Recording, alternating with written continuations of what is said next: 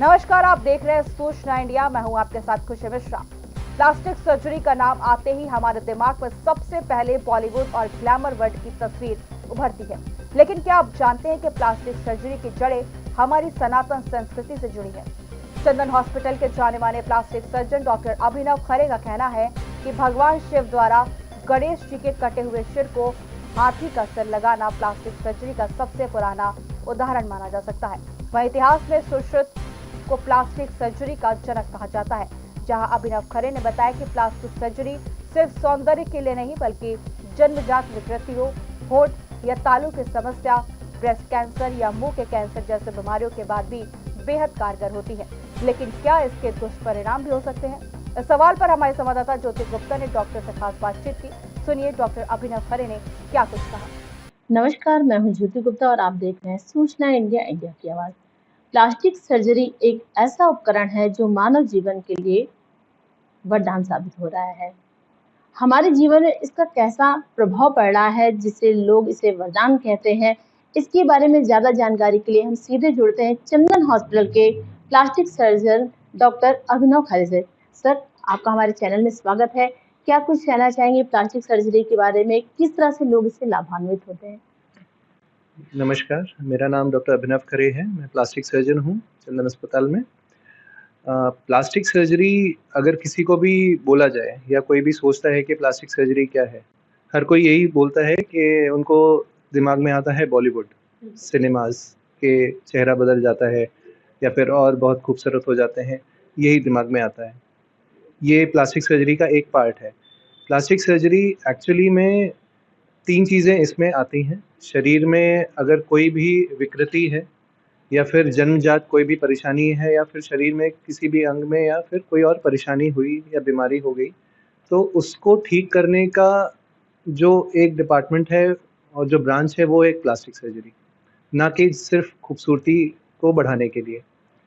अगर इसमें विस्तार से मैं आपको बताऊँ, तो इसमें 3 चीज़ें आती हैं। मान लीजिए शरीर में किसी भी तरह की इंजरी हुई, इंजरी का मतलब चोट लगी, एक्सीडेंट हुआ, गहरी चोट आई, हमारी स्किन होती है, अंदर कुछ धागे होते हैं जिससे उँगलियाँ चलती हैं, पैर चलते हैं और फिर बोन आता है। तो अगर इसमें कहीं भी परेशानी आती है, इसको हम प्लास्टिक सर्जरी द्वारा ठीक करते हैं। कोई विकृति आई, कोई उँगली कट गई, उसको जोड़ना है, हाथ कट गया, उसको जोड़ना है, ये भी प्लास्टिक सर्जरी का एक पार्ट रहता है। फिर इलनेस एक होता है, अगर कोई बीमारी हुई, जैसे कि कैंसर हुआ। कैंसर एक ऐसी बीमारी है जिससे हर कोई परेशान रहता है और दिमाग में आते ही कैंसर का शब्द सुनते ही परेशान हो जाते हैं। तो जो ऑन्को सर्जन होते हैं हमारे, वो कैंसर से ग्रस्त जो भी पार्ट होता है शरीर का, उसको हटा देते हैं। जैसे मुँह का कैंसर हुआ, तो जितने मुँह के हिस्से को कैंसर ने इन्वॉल्व किया होता है, उसको हटा देंगे। लेकिन उसको बनाने का काम जो होता है, वो प्लास्टिक सर्जन करते हैं। फिर किसी के हाथ नहीं बने या फिर उँगलियाँ छोटी बन गई, बड़ी हो गई या जुड़ी हुई हैं, इन सबको ठीक करने का काम भी प्लास्टिक सर्जन करते हैं।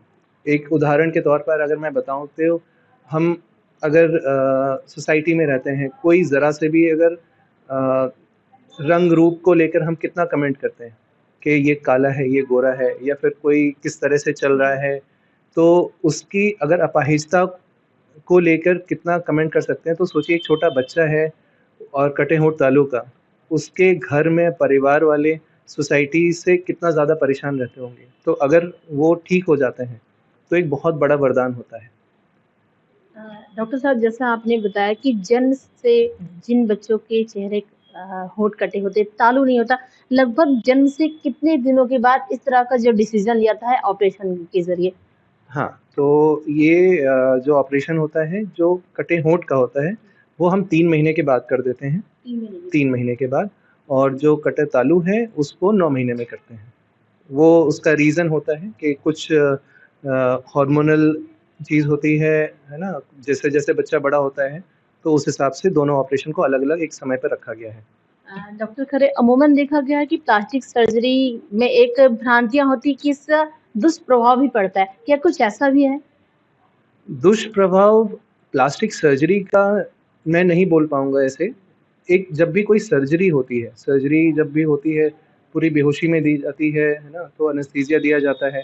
तो जो कोई भी सर्जरी का एक साइड इफ़ेक्ट होता है अगर, है ना? तो अगर वो एक कॉमन साइड इफ़ेक्ट है, वो सिर्फ़ प्लास्टिक सर्जरी नहीं, कोई भी दूसरी सर्जरी हो, उसके जो-जो साइड इफ़ेक्ट होते हैं कि ऑपरेशन साइट पे इन्फेक्शन हो सकता है या ब्लीडिंग हो सकती है, तो ये नॉर्मल साइड इफ़ेक्ट है। प्लास्टिक सर्जरी एज़ सच का साइड इफ़ेक्ट कुछ अलग से नहीं है। उसकी हमेशा अगर सब कुछ सक्सेसफुल होता है, तो जो पेशेंट है, वो हमेशा खुश रहते हैं। हमारे चैनल के माध्यम से आप लोगों को किस तरह से जागरूक करेंगे प्लास्टिक सर्जरी के लिए? प्लास्टिक सर्जरी को मैं बस इसलिए ऐसा बोलूँगा कि कई लोगों को पता नहीं है कि हमें कब प्लास्टिक सर्जरी सर्जन्स को अप्रोच करना है। बहुत सारी ऐसी बीमारियाँ हैं, बहुत सारे इस तरह के रोग हैं, हमें डायरेक्टली नहीं पता पड़ता है कि मान लीजिए कि कई बार ऐसा होता है कि किसी का एक्सीडेंट हुआ और कई बार होता है कि हाथ काम करना बंद हो जाता है, चोट लगती है और सब लोग सोचते हैं कि अब ये कभी ठीक नहीं होगा या फिर किसको दिखाना है तो लोग जाते हैं कि न्यूरोसर्जन के पास जाते हैं और ऑर्थोपेडिशियन के पास जाते हैं और फिजिशियंस के पास जाते हैं, पूछते हैं कि हाँ, कहाँ जाना है? हमारे साथ बातचीत करने के लिए शुक्रिया। तो ये थे प्लास्टिक सर्जन डॉक्टर अभिनव खरे जी, जो कि इन्होंने हमारे चैनल से बातचीत करते हुए बताया कि किस तरह से प्लास्टिक सर्जरी की जो एक भ्रांतियाँ हैं, उसको दूर कीजिए और साथ ही साथ प्लास्टिक सर्जरी से जो एक वरदान के रूप में आजकल साबित हो रहा है, जो जन्म से बच्चों के तालू या होंठ कटे होते हैं या फिर जिन महिलाओं को ब्रेस्ट कैंसर होता है, चेहरे पर उनके होंठ में या मुँह में कैंसर हो जाता है, ऐसे कैंसर को दूर करने के लिए प्लास्टिक सर्जरी कितनी लाभदायक हो रही है और प्लास्टिक सर्जरी के द्वारा हम अपने शरीर को कितना सुंदर बना सकते हैं, ये तो आप देख ही रहे हैं। तो इसी तरह की सूचनाओं को देखने के लिए, जानकारी के लिए आप हमारे साथ बने रहिए, देखते रहिए सूचना इंडिया, इंडिया की आवाज। सूचना इंडिया के सभी दर्शकों को बधाई। अब आप सूचना इंडिया देख सकते हैं जियो टीवी चैनल नंबर 4053 पर भी। साथ ही सूचना इंडिया के सभी सोशल प्लेटफॉर्म इंस्टाग्राम, फेसबुक और ट्विटर से जुड़े और पाएं आपके क्षेत्र से जुड़ी हर एक खबर। अगर आप खबरें पढ़ने में दिलचस्पी रखते हैं तो अभी लॉग इन करें www.सूचनाindia.co.in पर।